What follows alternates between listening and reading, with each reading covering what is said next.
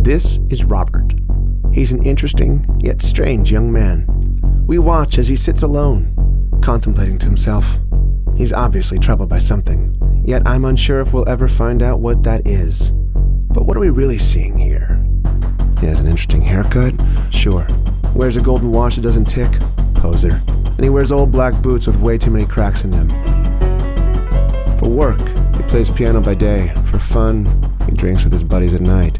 And sometimes to take things up a notch, he'll go on a date once a week. Or twice a week. Or 3 times a week.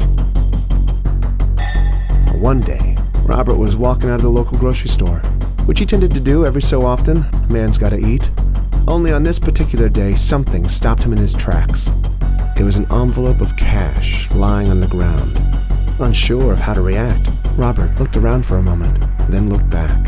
It was a fresh stack of bills and had a red stain on it. Now I'd love to tell you that Robert left the cash where it was, or even turned it into the police, but he didn't.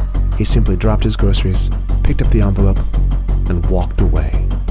In fact, he was so infatuated with his new discovery that he left his groceries behind, which unfortunately for him were stolen soon after. He didn't feel good about what he'd just done, but he didn't feel bad about it either. To Robert, fate had specifically placed the money there for a reason, and it was better off his than anyone else's. So he continued his day. He went to work, looking over both of his shoulders as he did so. Then he went out, unapologetically spending his new cash on expensive bottles, expensive treatment, and expensive friends. He cheersed everyone around him, taking one shot, then another shot, then another shot after that. Finally, he checked his phone and received an enticing invitation from a lady friend. He pounded one more shot and he left. He drank more than he had in quite some time, and stupidly, Robert proceeded to get into his car. He looked for the right key, fumbled a bit, then he got in. He figured he could manage a quick drive. I mean, come on, he was Robert. This was his lucky day. Robert became easily distracted, ended up losing complete control of the vehicle, and our boy Robert hit someone. Let's talk about Haley. She's young, peculiar, wears dark clothing, and spends her time in obscure parts of town, like this subway, for instance. She's unpredictable and definitely lives by her own rules. She wears low-key punk rock boots, has straight dark hair, and always wears long coats. I mean always. But most interestingly, she has eyes that sometimes change color. And although she has a kind face and a unique style, don't be fooled. Haley claims to suffer from kleptomania. For those who don't know, kleptomania is an impulse control disorder that results in an irresistible urge to steal. And that's exactly what Haley does.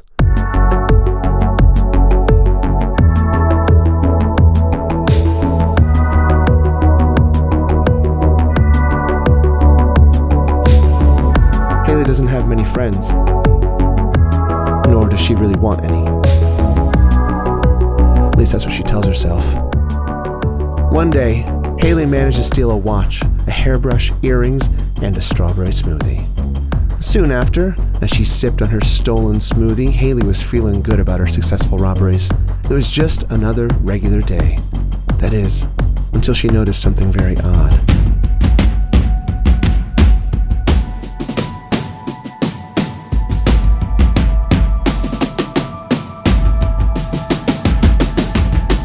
It was a man running with a bag of fresh cash, and no one was chasing him. Her thievery had company after all.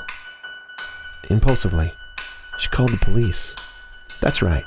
A girl who had just broken various laws herself just called the cops on this man.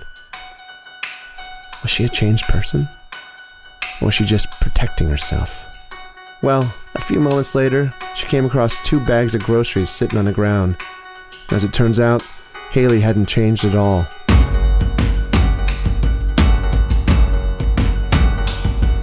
She completed her day by texting a fellow who she knew would respond right away. 2 words were capable of captivating the young man's attention completely. Come over. That was her message. This is it. This is her life. Let's move on to Anthony. Anthony is a criminal. Being a criminal is what he knows, it's what he thinks about, and it's what he does. Anytime he's tried to live life according to good morals, he's failed miserably. To Anthony, there's only one thing you can do when something is wrong, and that's to do something that's even more wrong. Anthony would spend many of his nights finding ways to defy the law, although he was never very lucky. He would get caught almost as often as he would commit crimes, and this time it cost him a year in prison. After the long 12 months, he was finally released and returned home to his wife. Although he was glad to be back in his element, the world that he knew had changed a bit. Particularly his wife had changed, but he chose to ignore it. One day, as he was preparing himself a slice of pizza, Anthony noticed something peeking out from under the microwave. It was a letter. He opened it only to find overdue balances. His wife, who he loved, was in debt. He didn't want to commit another crime, but he needed to get his wife out of the hole. So Anthony did what Anthony knows how to do best. He robbed a bank.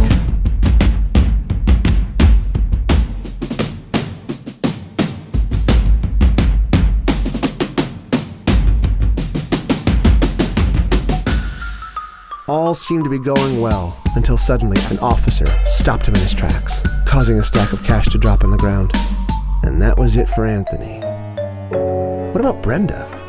This young woman thrives on her independence, yet she has sad eyes, an addictive personality, and feels trapped in a world that only she understands.